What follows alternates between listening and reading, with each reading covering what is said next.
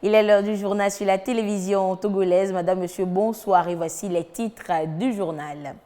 La toute première édition de l'Université de l'entrepreneuriat agricole a ouvert ses portes ce mercredi à Lomé. Une occasion de faire découvrir aux investisseurs les potentialités économiques dont regorge le secteur agricole. À découvrir dans ce journal. Et ce n'est pas seulement le secteur agricole qui attire les investisseurs, mais plutôt tout le Togo. Plusieurs réformes engagées ont permis un fort taux d'investissement dans le pays et vous le découvrirez dans le courant de cette édition. Et puis, à quelques jours de la rentrée, le gouvernement togolais et plusieurs bonnes volontés volent au secours des élèves démunis. Des kits scolaires sont distribués pour une bonne rentrée lundi prochain. Voilà pour les titres. D'abord, le chef de l'État Faure Eswazimna Nyazingbe a reçu en audience professeur Slim Kalbous. Il est le recteur de l'Agence universitaire de la francophonie. Ensemble, avec le chef de l'État, ils ont échangé sur plusieurs sujets d'intérêt commun, notamment la valorisation de la recherche scientifique, l'employabilité des jeunes diplômés et la formation. Nous l'écoutons au micro de Ramdan Bassina. J'ai eu l'honneur d'être reçu par le président de la République puisqu'il a accepté de parrainer un grand projet qui se passe actuellement à Lomé, qui concerne la valorisation de la recherche scientifique.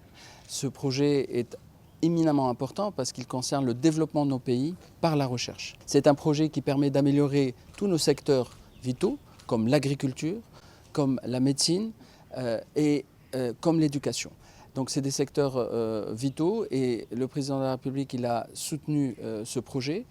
Et nous voulons aller plus loin puisque nous lui avons proposé d'organiser avec le ministère de l'Enseignement supérieur du Togo les états généraux de l'enseignement supérieur et de la recherche et il a accepté qu'on puisse à partir de maintenant travailler. L'année prochaine, on aura une feuille de route pour votre pays, une feuille de route qui mettra le cap sur l'excellence et l'amélioration des systèmes éducatifs et universitaires et de recherche au Togo. Je rajouterai un autre point qui est très important et qui a attiré l'attention du président et pour lequel il a accepté aussi d'apporter tout son soutien. C'est l'amélioration de l'employabilité des diplômés du supérieur. Nous avons aujourd'hui au Togo près de 110 000 étudiants. Et ces 110 000 étudiants, ça veut dire beaucoup de diplômés qui vont arriver sur le marché et il faut leur assurer un travail convenable.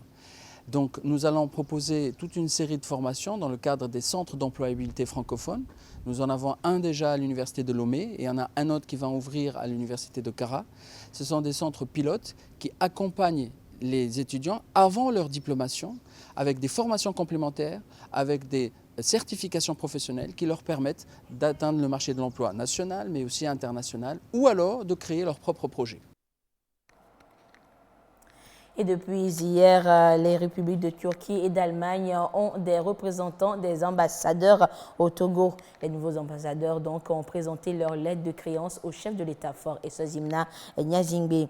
L'ambassadeur Kilis Mutterberg de Turquie et le diplomate allemand Dr Claudius Fischbach comptent bien raffermir les liens de coopération qui unissent leur pays au Togo. Ramdan Bassina pour des précisions.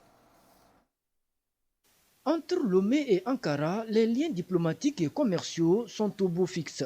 Faure Eswazimna Nyazingbe et Recep Tayyip Erdogan entretiennent des relations d'amitié et de coopération fructueuses.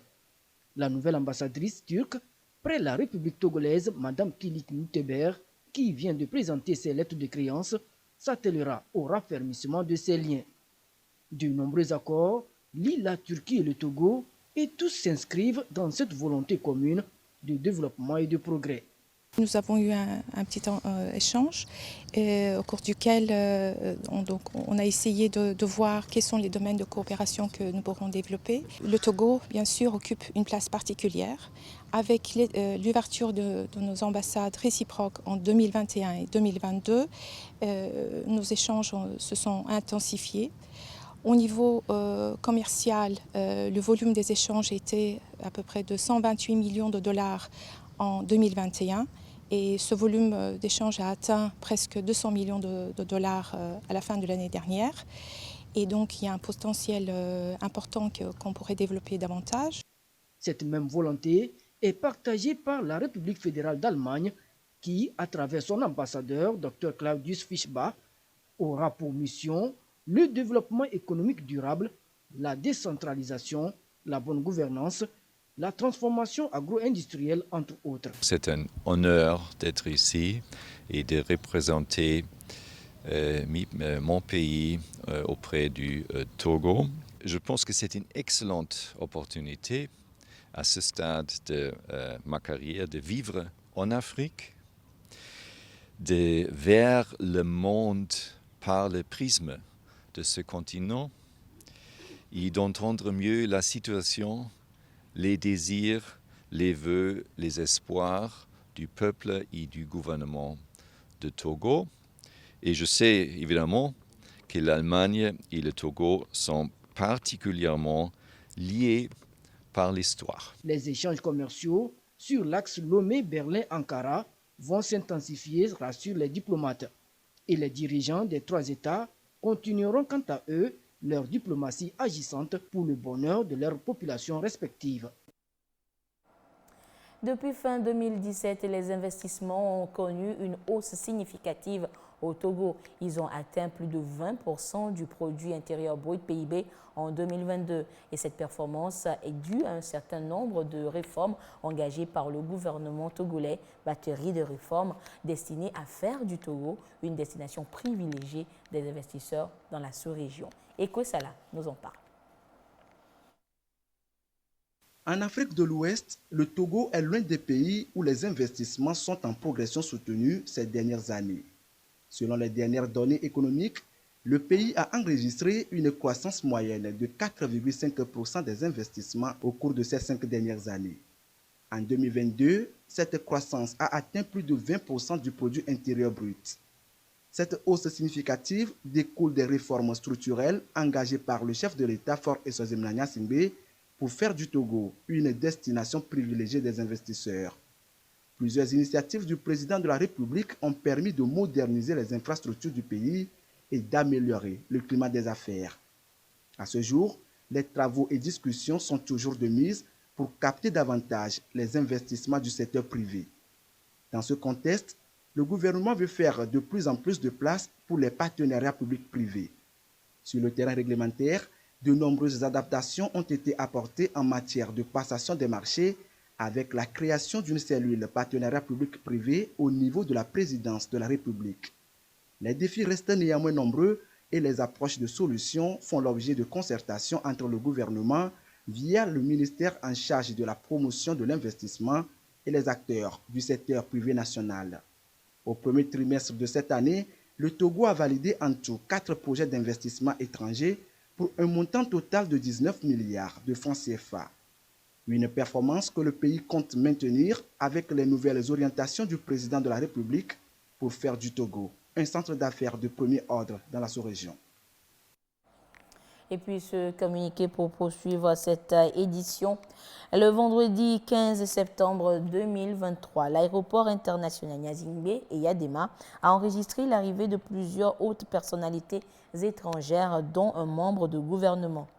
Ces diverses personnalités sont arrivées à Lomé pour prendre part à une conférence organisée par le nommé Ayedjenou Kodjo Maligbe, directeur de société et président d'une organisation dénommée l'Assemblée de la jeunesse de l'Union africaine.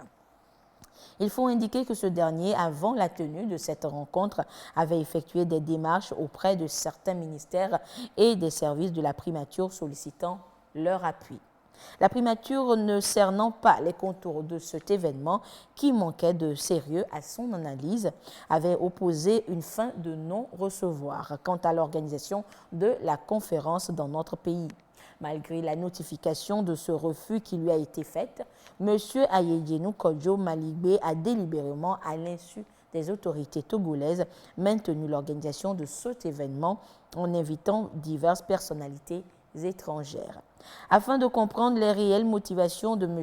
Ayedjenou Kodjo Maligbe, le ministère public a été saisi puis une enquête a été ouverte. Les premiers éléments de cette enquête ont révélé que les participants à cette conférence ont été préalablement soumis au paiement de frais assez substantiels fixés par celui-ci.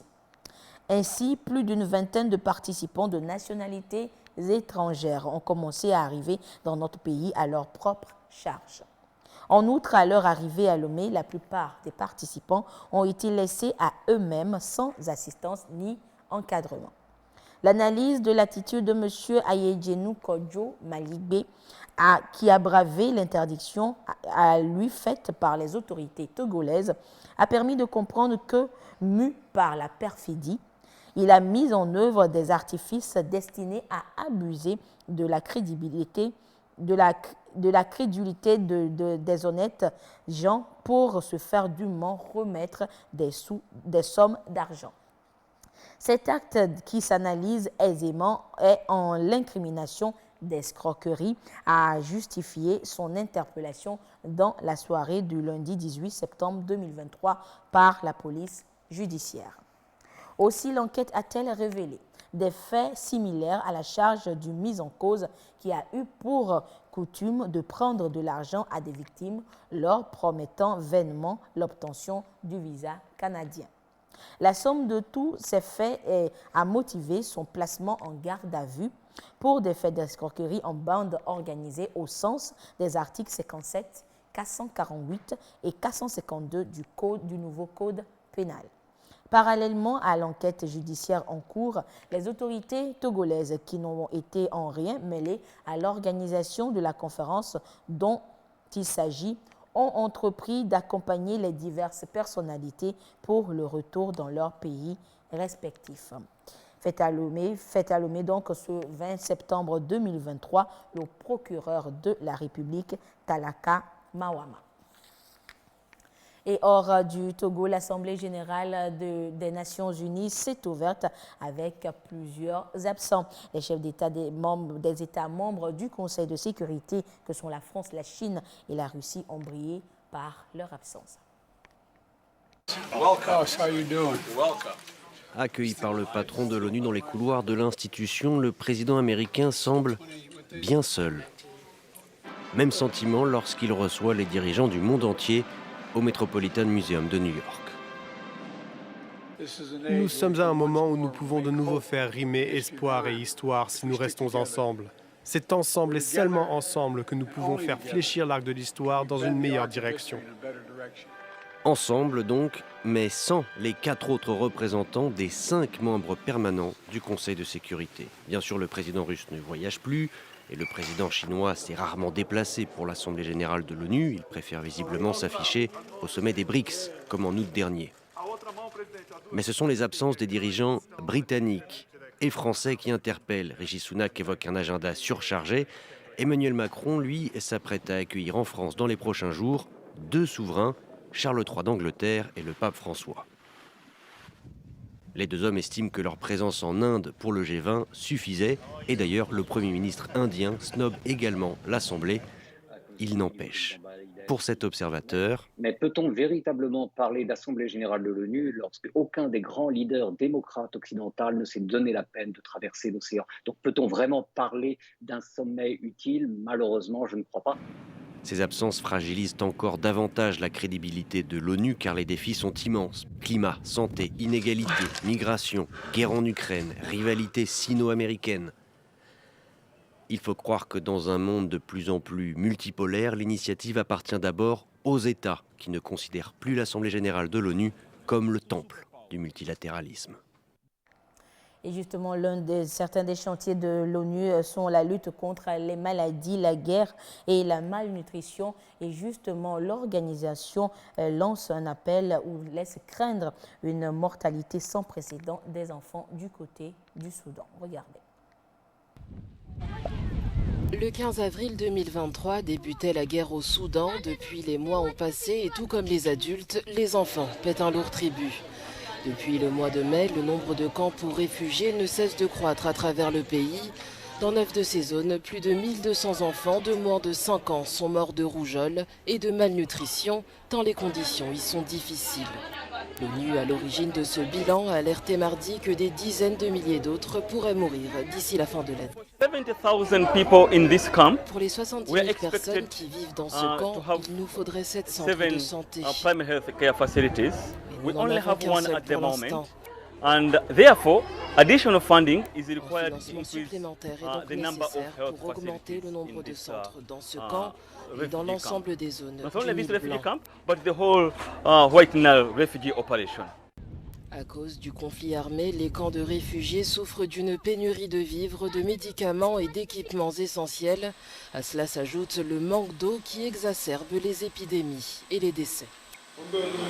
Lack of water will have Le the manque camp d'eau being expose le camp à des exposed risques et to à des risks and maladies. to diseases. Le besoin d'eau pour The effectuer les need for activités water d'hygiène to personnelle perform et the celles minimum du hygiene quotidien ne peut activities pas être on a ignoré. personal level, Il on a doit être household pris en level, compte. cannot be ignored, Si cannot on veut be réduire au avoided, minimum les and risques is a must to be sanitaires auxquels la provided. If communauté we est want to confrontée, minimize the health le risks premier moyen that de défense any community would est be facing, l'hygiène. the first L'hygiène defense personnelle line est that you primordiale. focus on is the hygiene and the personal hygiene. Dans un communiqué conjoint, l'Agence de l'ONU pour les réfugiés et l'OMS ont tiré la sonnette d'alarme sur le besoin urgent de donations, au risque de voir le nombre de morts augmenter. Et parlons toujours de mortalité infantile avec ce fait divers en Côte d'Ivoire. Depuis quelques jours, des morts suspectes d'enfants alimentent les discussions dans un village près de Boaké. Que se passe-t-il concrètement? Les interrogations des parents restent toujours sans réponse.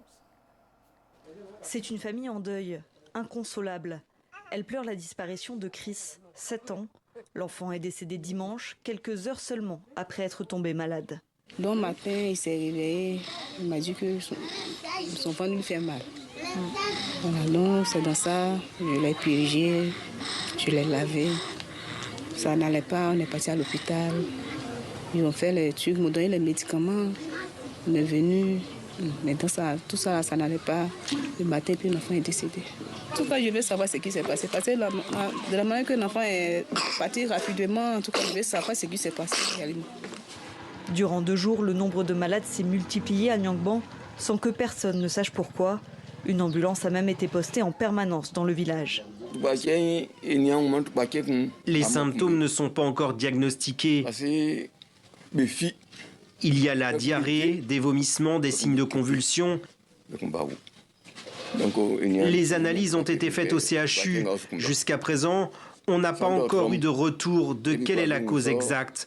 Ce sont les experts qui nous diront. Les autorités sanitaires émettent une hypothèse. Plusieurs malades auraient acheté et consommé une bouillie de maïs. Elle aurait pu être contaminée par du désherbant. Les premiers cas qu'on a reçus,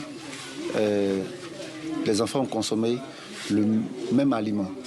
Mais nous sommes encore prudents sur les causes réelles. Voilà, on va voir, comme il y a des cas décédés, voilà, les médecins légistes ont fait une autopsie. Voilà, les épidémiologues ont fait une enquête communautaire. Ils ont fait des prélèvements. On attend toujours les résultats des prélèvements. Cette mère, elle, est déjà persuadée de la cause du décès de son fils. Moi, je pense que c'est le bruit qu'il a pris là. C'est le sang qu'il a... À cause de ça, il est décédé. Voilà. Est-ce qu'après ça, il a plus voulu manger, c'est ça? Il n'a pas mangé. Le soir, il n'a pas mangé. C'est l'eau là, il buvait seulement. Il buvait jusqu'au lendemain matin. On a du mal maintenant à acheter de la nourriture au dehors, puisque c'est qu'on voit actuellement. Voilà, donc on a peur. Depuis mardi, il n'y a pas eu de nouveaux malades. Le village de Niangban aimerait avoir son propre centre de santé pour pouvoir réagir plus rapidement lors d'un tel drame. Et c'est la rentrée au Maroc et comme on devait s'en douter, elle se déroule dans des conditions particulières après le séisme de ces dernières semaines. Les élèves sinistrés font leur rentrée sous des tentes. Regardez.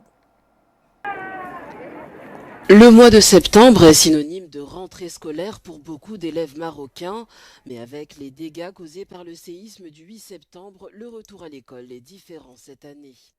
Dans la petite ville d'Asni, au sud de Marrakech, les tentes font désormais office de salle de classe. Le ministère de l'Éducation en a monté 32 pour accueillir les 2800 collégiens et lycéens du secteur. Dans un premier temps, nous avons recensé 242 écoles touchées par le séisme,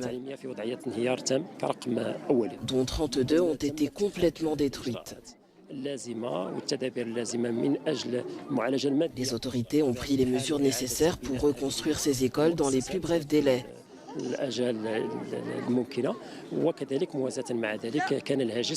tout en garantissant la poursuite des enseignements et le retour des élèves et des enseignants dans leur salle de classe.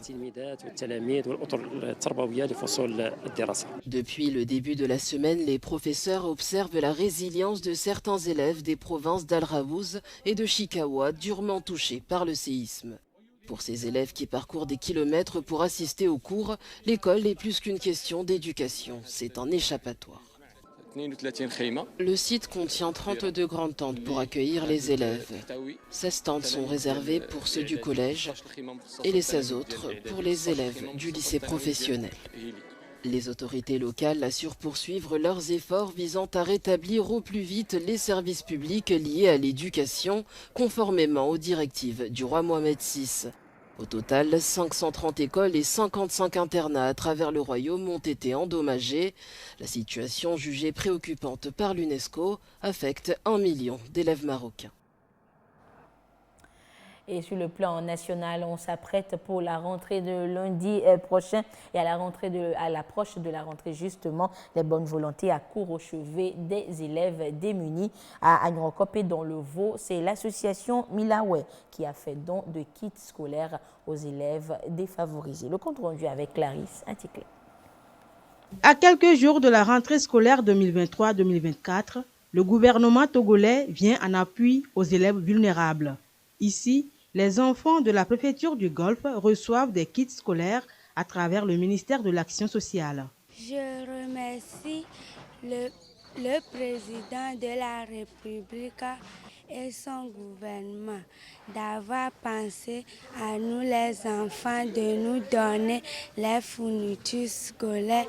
Que Dieu vous bénisse, vous donne la force, la santé et une longue vie. Je promets de réussir à la fin de cette année. Nous remercions le président de la République, son Excellence Faure Esozemna Gnassingbé. Nous aussi, les parents d'élèves, on doit faire de nos mieux pour aider les enfants, pour bien faire leurs études. Et puis, à la fin de l'année, on verra la réussite. Cette opération dénommée Rentrée scolaire solidaire a lieu chaque année. Le gouvernement, à travers le ministère de l'Action sociale, renouvelle ainsi son engagement en faveur d'une éducation de qualité.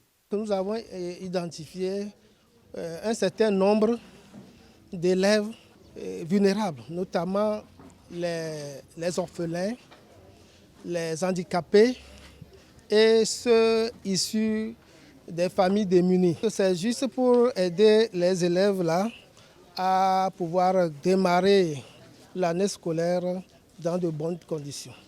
Nous avons profité aussi de l'opération pour sensibiliser les parents sur l'importance du suivi des enfants à domicile comme à l'école. Toutes les communes de la préfecture du Golfe seront couvertes par cette opération Rentrée scolaire solidaire. S'en suivra la préfecture d'Aguenivé avant de s'étendre à l'ensemble du territoire.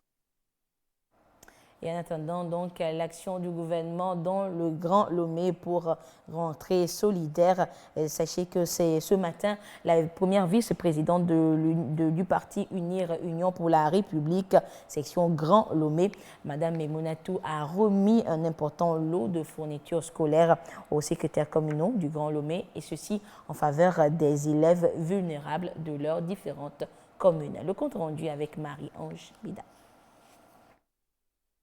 On se croirait dans un marché de fournitures scolaires à cette veille de rentrée.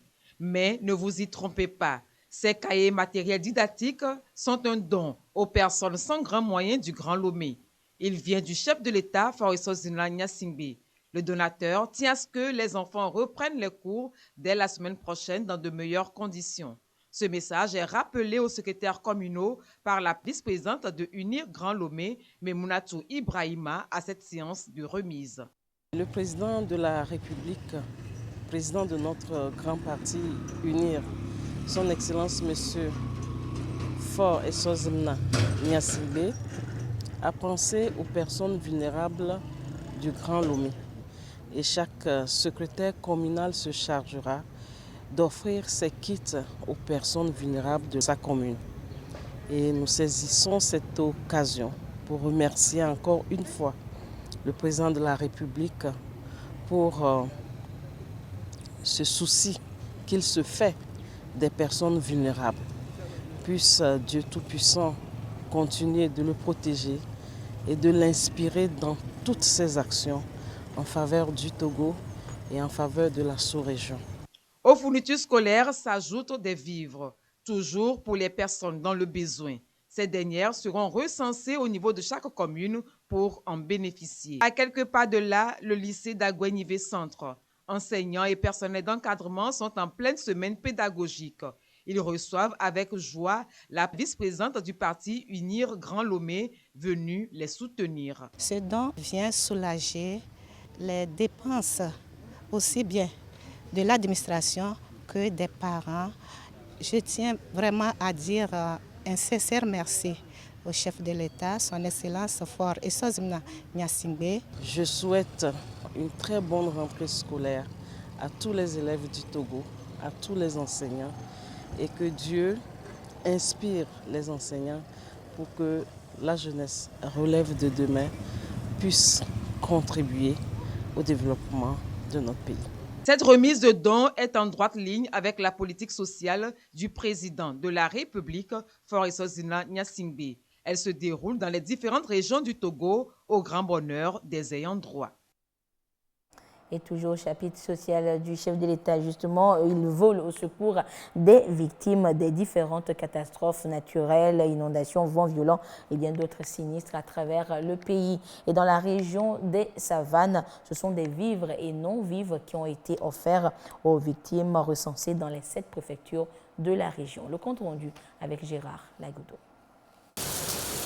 Les pluies diluviennes et vents violents ont occasionné des dégâts matériels rendant des populations vulnérables. La région des savanes a enregistré plus de 400 victimes, dont 134 dans la préfecture de Kpendial-Ouest de mars à mai 2023. Le jour-là, j'étais à la mairie quand la pluie est venue détourner ma chambre. Je n'ai plus de naissance. La pluie, puisque moi je croyais que c'est une pluie qui devrait être légère. Après, hey, ça n'allait pas, je me vais voir que tout est mouillé. Nous sommes toujours dans les pièges parce que la pluie continue par pleuvoir et les maisons continuent par tomber. Et face à cette situation, lorsque ça survient, les services techniques des affaires sociales dans les préfectures font l'enregistrement et c'est envoyé au niveau de la hiérarchie. Ici, à Naki-Est, dans la préfecture de Kpendial-Ouest, le chef de l'État, dans un élan de solidarité, les accompagne en vivre et non-vivre.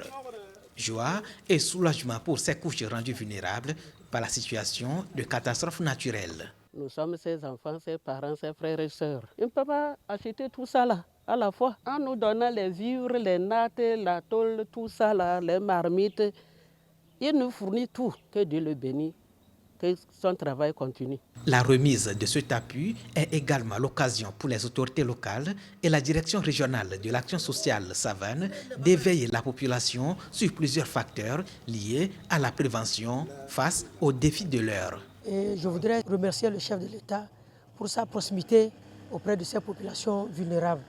Donc, au cours de cette assistance, nous avons également sensibilisé les populations de planter les arbres. Vous voyez, quand le vent déclenche, ça a une vitesse qu'on ne peut pas mesurer.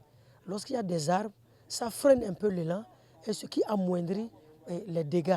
Nous n'oublions pas de parler de la situation sécuritaire que la région des savanes connaît. Et le message que nous délivrons, c'est de dénoncer les comportements suspects et d'être vigilants. Les préfets, les maires sont là et les chefs de canton, ils peuvent toujours remonter les informations vers ces autorités locales pour pouvoir aider les FDS qui se battent nuit et jour sur le terrain pour notre sécurité. La même activité s'est également déroulée ici à Dapaon au profit de 70 victimes enregistrées pour le compte de la préfecture de Tone. Les autres préfectures de la région sont également couvertes par la présente assistance. Et ainsi se referme cette édition. Merci de votre fidélité à la télévision togolaise. Merci notamment à tous ceux qui nous ont suivis dans la région des savanes et du côté de Kpémé dans les lacs. Excellente suite de nos programmes. Au revoir.